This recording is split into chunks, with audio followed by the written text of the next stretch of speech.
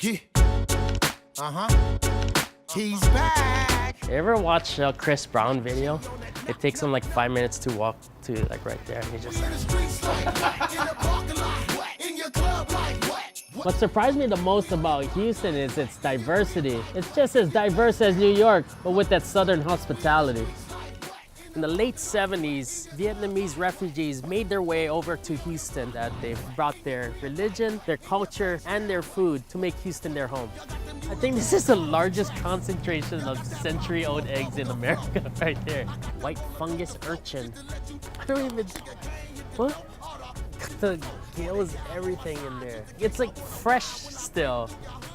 This is like paradise for me. It just shows the concentration of Vietnamese here in Houston. And it's so awesome that they've brought Vietnam to Texas.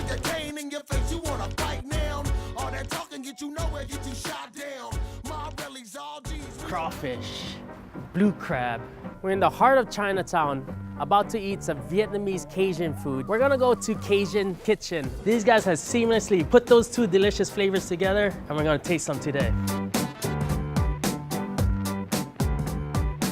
It's still kicking, huh? Yeah, they just probably caught this at 3, 4 a.m. Our drivers go down to Louisiana and they pick them up and then they come back here and drop them off. So this happens every day. We wash it, boil it first. We let it soak in our Cajun oil for about 30 minutes to 1 hour, just to make sure that the seasoning really penetrates into the crawfish meat and the head. And that's when how you can tell a good boil from a bad boil. Yeah. All right, show me the right way, man. Okay, so you grab one of these, hold the tail, pinch it like this, twist the head off like that. Look at that.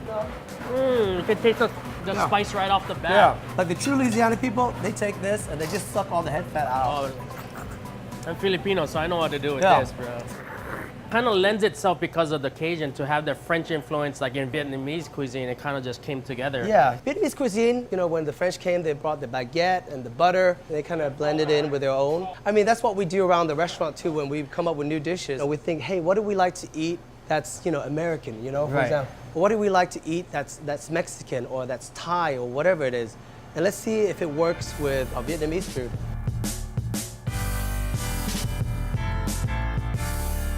Goes through the original boil, and then we do the Asian twist to it.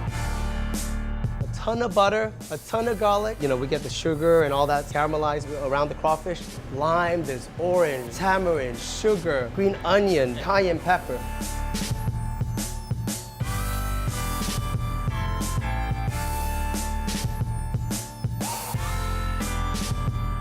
That's the regular fat ass. So that's about 6 pounds of 6 pounds of food. Looks pretty fat to me. Help me dispatch this crab here, this Dungeness crab. Oh, you wasn't lying, bro. So what I would do is hold it down here. Take this part, take this one here, put it here, and then we're gonna break this off. Got it. Easy, buddy. I thought you said it was docile. Just take the lid off. Just take the lid off. Sorry, brother.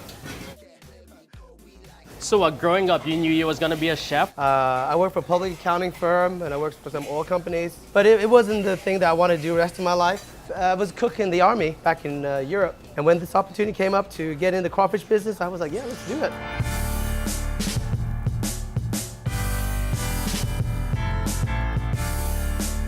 We're gonna flash fry it. I mean, it keeps the sweetness, the juiciness in the crab meat.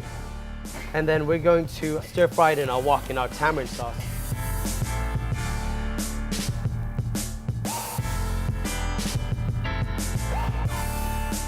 We took butter and scallions and fried onions and garlic, top it off on the Gulf oysters, and they would grill it over there.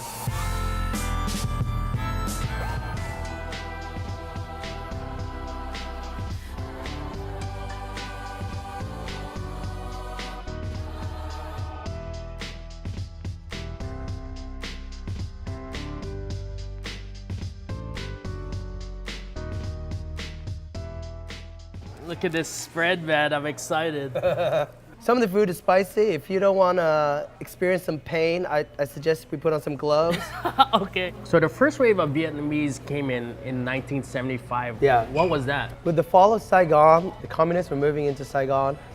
and everyone would get out. They would go to other countries. Once the communists took over and right after the fall, it got harder for people to leave because if you got caught, then you end up in a prison camp. And the Vietnamese people were really appreciative, you know. They got a lot of help, and I think that made them also more open to embracing the American culture and learning about, you know, American food. Also, a huge influence of Vietnamese was the Katrina. Yeah, I heard 9,000 Vietnamese people moved from New Orleans to Houston because of Katrina. My family, when they left Vietnam, came to Louisiana, fishermen too. So they would go catch some of the stuff, like same stuff that we're eating right now. They lived in Louisiana, they loved it there. With Katrina happening, they had to move here because the house got flooded. After Katrina, we also had the recession that hit in 2008, 2009. And a lot of people from Orange County, California, Vietnamese people, moved to Houston because, you know, jobs weren't plenty out over there. Property values were too high. A lot of them had really good Vietnamese restaurants. So we've had these two waves of Vietnamese people from other cities coming in who come with ideas. And what I've seen in my short time here is that the community embraces that. In a couple of years, maybe there'll be an influx of other people from somewhere else that's going to change all this stuff that we do here too. We're blessed to have such a diverse scene here in Houston.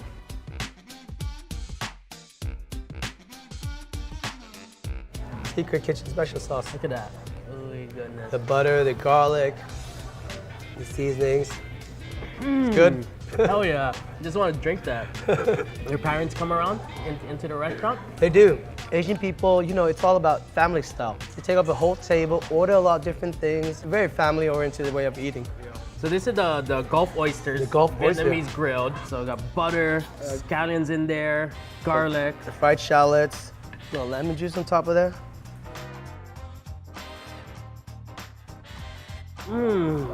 Good, nice and buttery.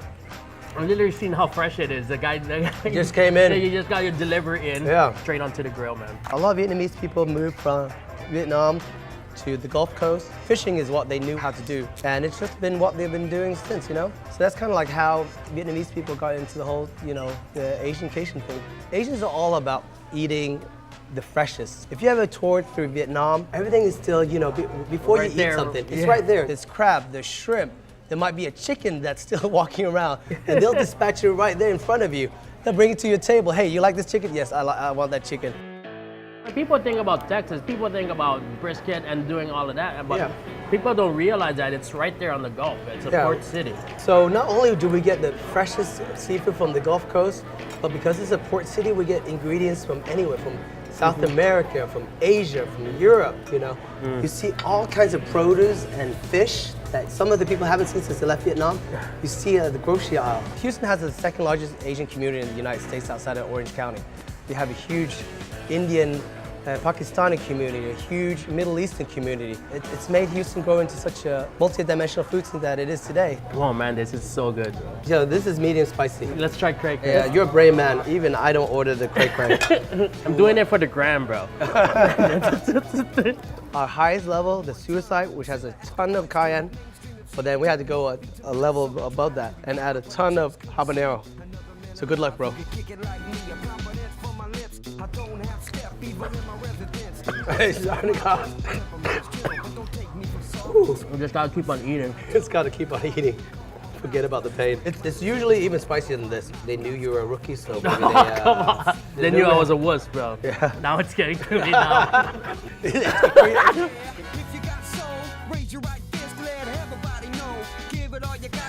Look at this. Who knew you'd find a spot like this in the middle of Houston? It has delicious food, it has crazy ingredients, but no cowboys in Houston. Is there cowboys in Houston? Here in Hawaii, we get to cook Korean, Portuguese, Japanese, Puerto Rican, Filipino, Hawaiian, and it's still one cuisine.